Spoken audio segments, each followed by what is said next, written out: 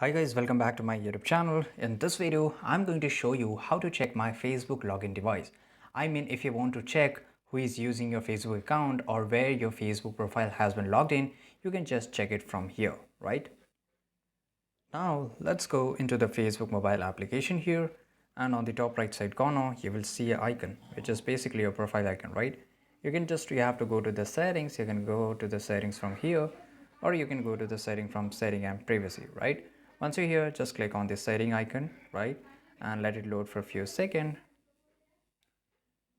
Now you have to click on see more in account center, right? Once you're here, click on the password and security.